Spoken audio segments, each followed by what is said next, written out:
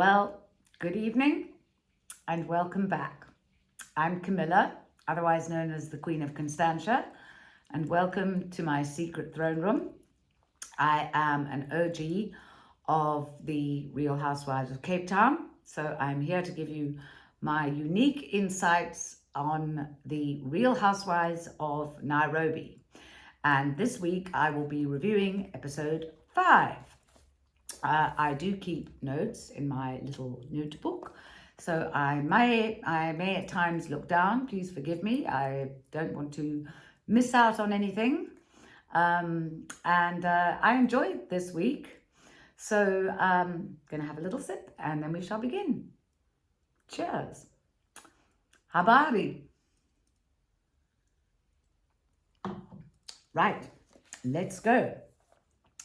So Lisa's having a fashion event at Lifestyle in Gigiri, and she's got an Italian-Russian designer coming along. Lisa, you look absolutely fabulous in your confessional outfit this week. I love the hair, I do understand Vera not coming. When you get heavily pregnant, there are days when you just can't. And I think on this occasion, probably better to just say, you know, it's all too much for me, than to arrive terribly late. I get it. And it's better just to call and go, I can't. I mean, I just remember those days of heavy feet and swollen ankles and this belly that just felt so heavy. So I get it, Vera, and I'm glad you phoned and made your excuses. And I think that Lisa did understand. Monet, you look fab in your confessional this week and you arrived on time. Well done, girl. Woohoo! Susan just looks beyond fabulous. But I mean, Susan is a fashion plate. I just want to wear all of her clothes all the time. Susan, if you don't mind, can you put me in your will? I'll put you in my will. And we can do, unfortunately, nobody can really see how beautiful my dress is. It's designed by a wonderful couturier called Rose Maltino of Maltino Couture. And I'm going to put a little photograph of my dress in full length now.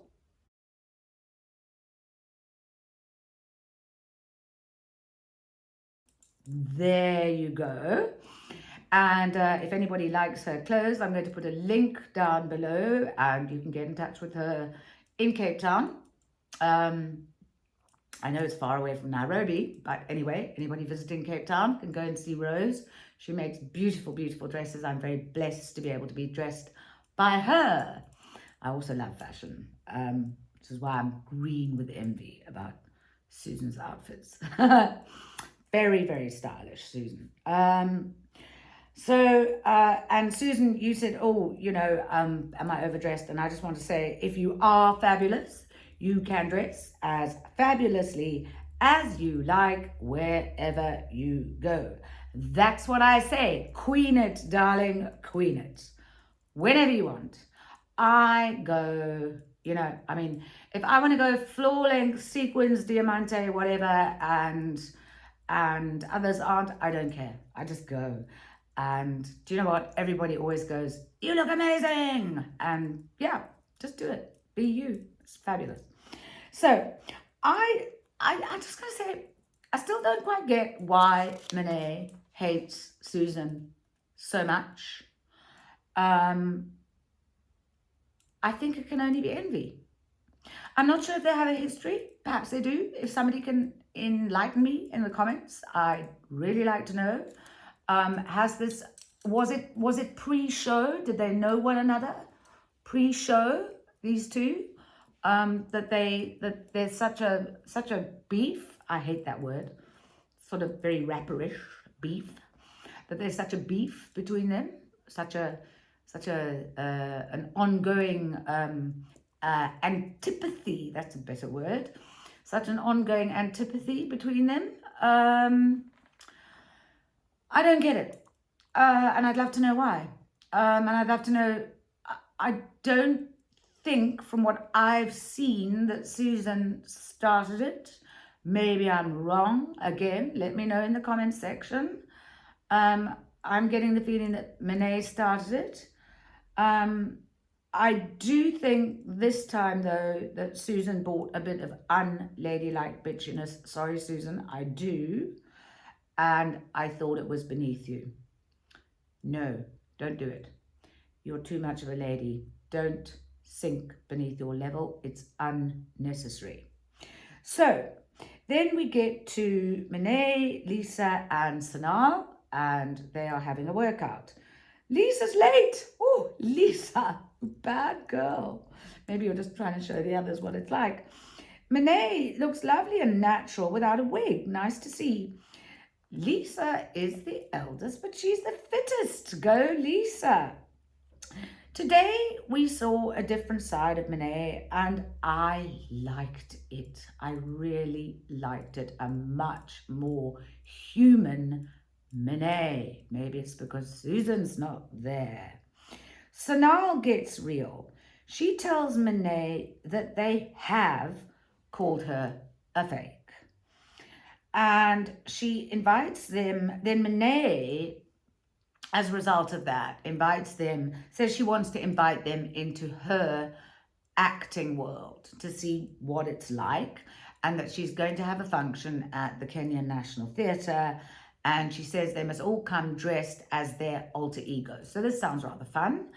And this scene really did make me feel so much better about Monet. I really felt that I got to get to know her as a real person without all, you know, the wig, the glitz, the pretense.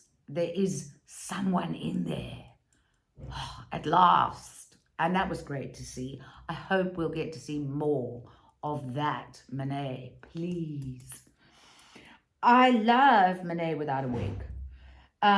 Monet, then we see Monet calling Dr. C.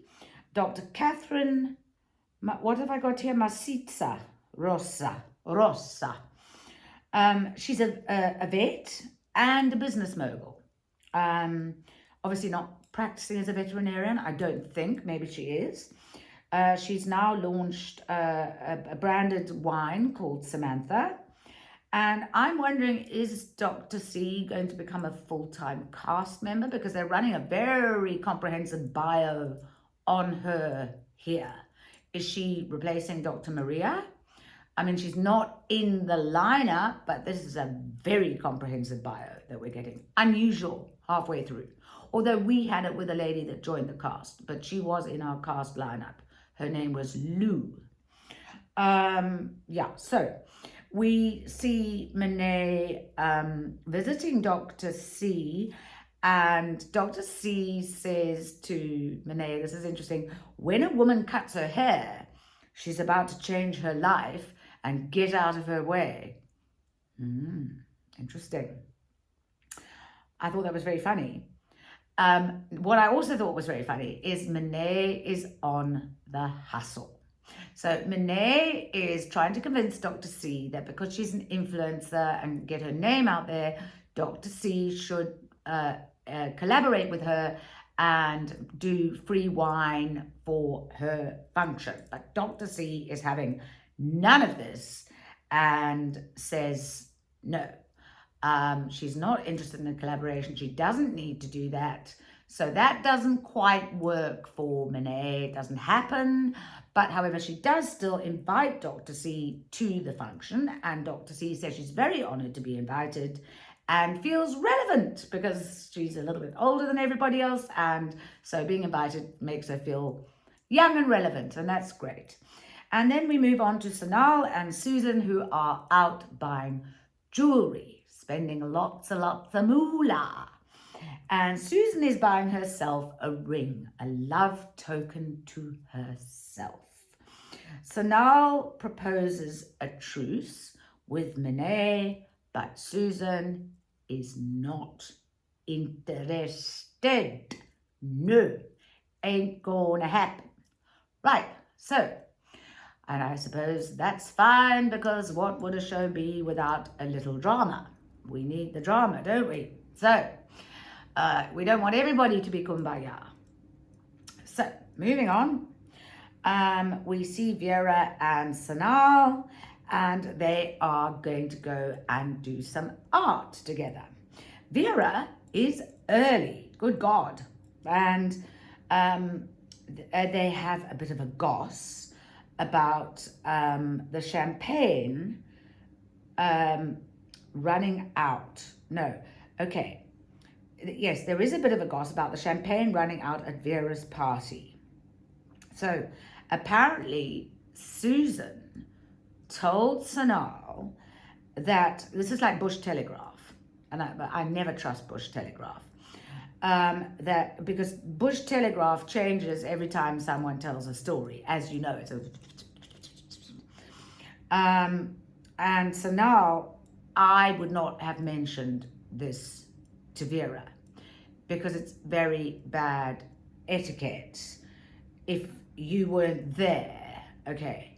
And Vera threw a very expensive party that she clearly did not skimp on, and it did not look like a cash bar event to me. And you, Sanal, weren't there. So for you to mention to Vera that Susan had complained because the champagne ran out and then people had to buy their own, it wasn't for you to say. And it was also, sorry, I have a bit of hay fever. It wasn't for you to say to Vera that Susan had said that the champagne ran out at Vera's fabulous event. And if I was Vera, I would have been very wounded. And it looked like Vera had no idea about this happening. And as I said, Vera's event looked incredible and very expensive. And I mean, you know, there was a chopper with all the colors flowing out, and I mean the decor looked amazing. I can't see that there wasn't ample champagne, and as I said, bad etiquette for you, Sanal, to go mentioning that, especially that you weren't there. And if Susan had a problem, she should have taken it up with Vera herself. It wasn't for you to go and gossip about it or talk about it without knowledge yourself of the facts. Anyway, then the talk moves to Monet's event, which has apparently changed venues 3 times, from 2 5-star hotels, I think one was at the Radisson or whatever, and finally landed up at the Kenyan National Theatre, which is in the center of town, or downtown, which is apparently slightly dodgy area at night, but like center of Cape Town, or areas of the center of Cape Town at night, I get it. But like our kind of city hall on the Grand Parade. With this and the wine hustle with Dr. C, I'm getting the feeling that Monet might be a bit tight on the old cash flow. That's my suspicion. Let's wait and see what the event looks like. So the event happens, and it would appear that Monet has supported Samantha Wines, which is great, because there are Samantha Wines on the table. So she obviously has gone and bought them. But there is nowhere to sit. Lisa arrives first, and there are cocktail tables with Samantha Wine on them. Nowhere to sit. Poor Lisa is there alone. Arrives first, dressed as John Wayne's mistress, looking very hot. And of course, there's a lovely, you look brilliant, you look amazing, Lisa. And I love the backstory about, is it your great grandmother that had a scene with John Wayne when he was over filming in Kenya? Yeah, with that swagger. He always looked like he was walking like his horse was still between his legs. Like he got off his horse, but the horse was still there. That was the swagger that he had. Old John Wayne. I think some people nowadays, young people, don't even know who John Wayne is. So you must all go and Google him, because he's really famous. Should still be. He's like an icon. an icon of cowboy westerns, John Wayne, like James Dean, John Wayne, James Dean, all spoken of in Marilyn Monroe. Those are icons, yes. So if your great granny or granny had a rogering with John Wayne, that's quite something. I've got a bed that Kim Basinger slept in a movie that was made in Kenya called I Dreamed of Africa. I have that 4-poster bed. So I can say that I sleep in Kim Basinger's bed, which I do. And it was in Kenya, in a movie called I Dreamed of Africa. Anyway, that's a silly aside. We're back to the National Theatre. Let me get back to the topic. Let's not talk about relationships to movie stars. But anyway, Lisa, you look amazing, and you're standing there and there's nowhere to sit and you're alone. And you look amazing. And Monet arrives. She's the diva. She's just being herself. Monet, you look absolutely gorgeous, and you don't need an alter ego because your alter ego is you. Because we've seen the real you. So you're actually quite right. We saw you at home without your wig, being you, with Sonal and Lisa, and you said, I'm going to take you into my world, and there you are, all gussied up, looking fabulous, and you said, I've come as me, but it is your alter ego. That actressy, other Monet, the one that can be the real bitch, is your alter ego. And the one at home, the down-toned one without the wig, the real you, that's the real you, the one I like. But we don't all have to like the alter ego because it's the alter ego. And part of the alter ego is that you are bringing the assignment, which is what Housewives demands of you, the drama. Yes. But it's really nice to see the human as well. And that's also part of the assignment. So don't forget that as you move forward. We like to see the real you as well. Right. So I need to be honest about the decor. It does mirror what I've said about the possibility of cash flow problems. In no way does this function match up to the function that any of the other ladies have had. They have all been epic in their proportions, but that's okay because Monet is Monet, and she must be herself and be respected for herself and where she is in life and her own achievements and what she can earn as an actress, which she's spoken about. I heard an interview with her where she said that earning money as an actress is hard work and that she has to hustle for, her work and her livelihood and her clothes and her dresses and all of that. And respect to you, Monet. But I am commenting that it is apparent this function is nowhere near on a level of some of the others. I mean, if you look at the snacks, they're sort of just samosas and little pies and things, and they're not that many of them, and so on. So it is obviously a thing. And it's just situational, and it's just life, and that is the way life is. And it's not a criticism, it's just really a reflection. But it does mean, Monet, that you can't go and criticize other people for what they do. I'm just noting that we all need to be humble about what we do, and the others also need to be humble and acknowledge you for your work and where you come from and how hard you work in order to achieve what you have. Dr. C arrives, and of course suddenly she knows Susan, she knows Lisa, and I thought that her alter ego, Catherine Deja Vu, was hilarious. Very funny, Dr. C. I love that. Vera is not coming, apparently. Okay. Again, okay, that's a shame. But again, maybe it's the pregnancy. I don't know. Is she having a problem with Monet? They did seem to be very close. But maybe it's the pregnancy thing again.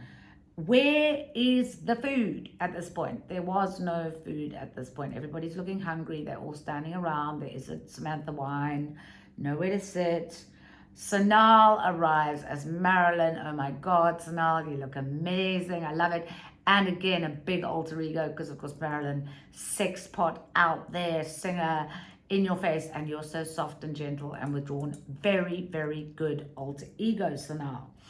Monet gets on stage and I must say spoke from the heart, and we got to see into her acting soul, and that was great. Sanal, you are a born actress. You were amazing as Marilyn. Lisa, finding her risque side, I really enjoyed that. Susan's story was sweet, but I wish you, Susan, had given us just a hint of Cardi B. You came as Cardi B. I know you've got it in you. I would have liked you to have given us a hint of that raw sexuality that I'm sure you've got in there somewhere. Yeah, I would have liked to have seen that. Give it to me sometime, please. Okay, without the swearing though. Without Cardi B swearing. We don't need that. We don't need you to get mucky. Okay, so this episode ends with Susan and Monet sadly still feuding. I don't, unfortunately, like the look of next week's preview. It looks like Vera and Sanal are about to pile into each other. Oh dear.